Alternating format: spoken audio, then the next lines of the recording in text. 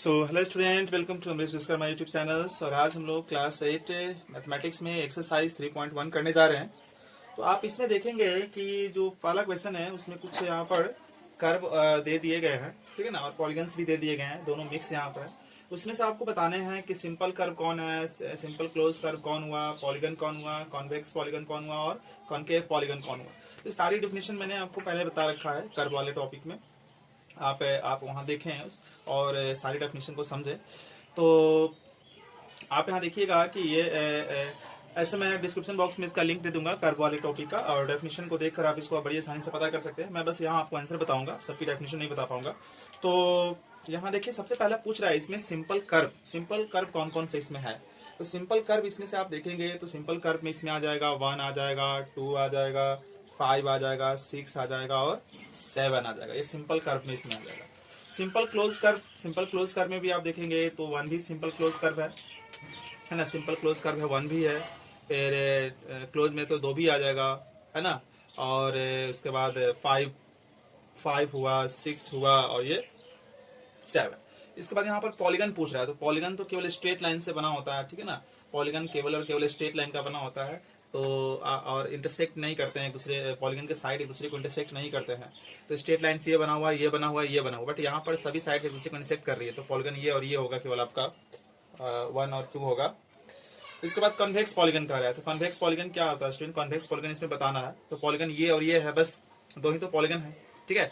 तो अगर हम इसके किसी 2 पॉइंट को मिलाते हैं, इसके किसी 2 पॉइंट को मिलाएंगे तो वो लाइन सेगमेंट पॉलीगन के अंदर है, ये बाहर आ गया।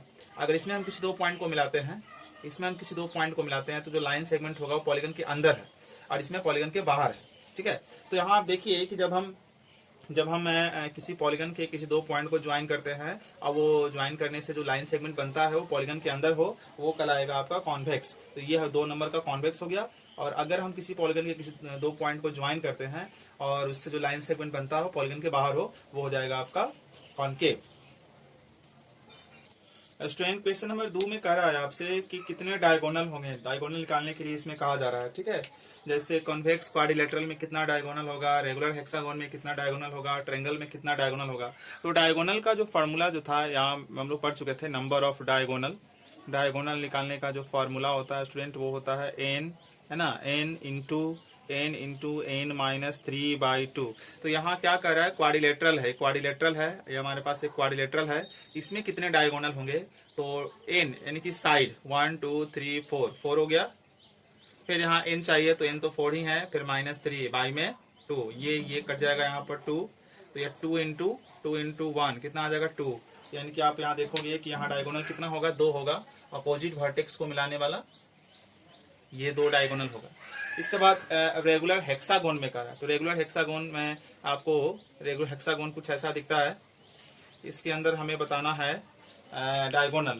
तो पहले फॉर्मूला से पता कर लेते हैं कितना डायगोनल होगा। n तो कितने साइड, 1 2 3 4 5 6 इंटू, फिर n चाहिए तो 6 माइनस 3 बाई में 2, यहाँ से ये कैंसिल हो गया, 3 आ जाएगा। तो 3 और यहाँ भी 3 ही आएगा, तो 9 डायगोनल होगा।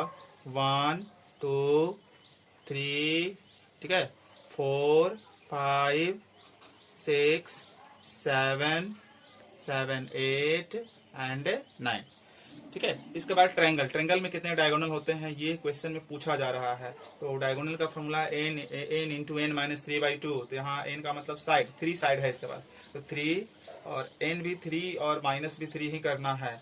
तो ये हो जाएगा 3 इंटू 0/2, ऊपर 0/2 यानी कि 0, यानी कि ट्रायंगल में कोई आपका डायगोनल नहीं होता है। तो ये क्वेश्चन नंबर 3 में ये कह रहा है कि हमारे पास एक कॉन्वेक्स क्वाड्रिलेटरल है, ठीक है।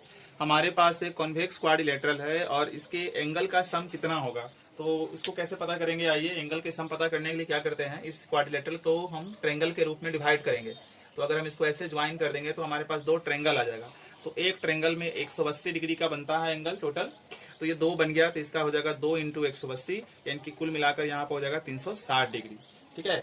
फिर इसी में अगला जो क्वेश्चन कर रहा है, अगला क्वेश्चन ये कर रहा है कि हमारे पास जो है, हमारे पास है ना, कॉनकेव है क्वाड्रिलेटरल है। कॉनकेव क्वाड्रिलेटरल आपको मैंने पहले डिस्कस कर दिया है। हमारे पास कॉनकेव क्वाड्रिलेटरल है, ठीक है। ये कॉनकेव क्वाड्रिलेटरल हो गया। देखिए 4 साइड दिख रही है, 1 2 3 4, है ना, PQR इसके सभी एंगल का सम कितना होगा, इसके सभी एंगल का सम कितना होगा। तो इसमें भी हम ज्वाइन करके ट्रायंगल बना लेते हैं, पहले ऐसे हम मिला देंगे तो दो ट्रायंगल हमारे पास आ जाएगा। 2 इंटू 180, एक ट्रायंगल का 180 डिग्री होता है सभी एंगल का सम, तो दो ट्रायंगल यहाँ बन रहा है तो हो जाएगा आपका 360 हो जाएगा, ठीक है। 2 इंटू 180 यानी कि 360 डिग्री, यानी कि चाहे ट्रायंगल हमारा चाहे क्वाड्रिलेटरल हमारा कॉन्वेक्स हो या कॉन्केव हो, तो दोनों कंडीशन में एंगल का जो टोटल सम होगा वो 360 डिग्री ही होगा। सो स्टूडेंट अभी कह रहा है कि हमारे पास जो है वो कॉन्वेक्स पॉलीगन है, ठीक है, हमारे पास कॉन्वेक्स पॉलीगन है 7 साइड वाला, 8 साइड वाला, 10 साइड वाला और n साइड वाला। तो अगर हमारे पास 7 साइड वाले कॉन्वेक्स पॉलीगन है तो टोटल एंगल का सम कितना होगा उसका। तो मैंने एक फॉर्मूला यहाँ बताया था आपको, फॉर्मूला ये था आपका कि sum angle sum of regular polygon, किसी रेगुलर पॉलीगन का टोटल एंगल कितना होता है। तो फॉर्मूला मैंने बताया था n-2 इंटू 180 डिग्री, ये बताया था। तो अगर हम पहला क्वेश्चन को सॉल्व करते हैं जिसमें कह रहा है कि साइड हमारे पास पॉलीगन है जिसकी साइड 7 है, तो 7 है तो टोटल एंगल सम कितना होगा इसका। फर्स्ट क्वेश्चन में देखिए तो एंगल सम कितना होगा, तो n-2 इंटू 180 डिग्री, तो कितना है आपका 7 - 2 इंटू 180 डिग्री, तो ये हो जाएगा 5 इंटू 180 डिग्री, ये कितना आएगा 900, ठीक है। उसी तरह से आप देखें सेकेंड को अगर बनाना चाहते हैं तो इसमें 8 साइड है, तो 8 साइड वाला पॉलीगन के सभी एंगल का सम कितना होगा, तो 8 - 2 इंटू 180 डिग्री, तो ये 6 हो जाएगा, 6 गुने 180 डिग्री, 0 अच्छा 48 के 8 4 10 1080 डिग्री, इस तरह से बन जाएगा ये। उसके बाद अगर हम इसमें देखते हैं थर्ड नंबर 10 साइड वाला है तो कितना एंगल होगा, 10 - 2 होगा यहाँ पर इंटू 180 डिग्री हो जाएगा, तो 8 इंटू 180 डिग्री 0 1440 इस तरह से है, ठीक है।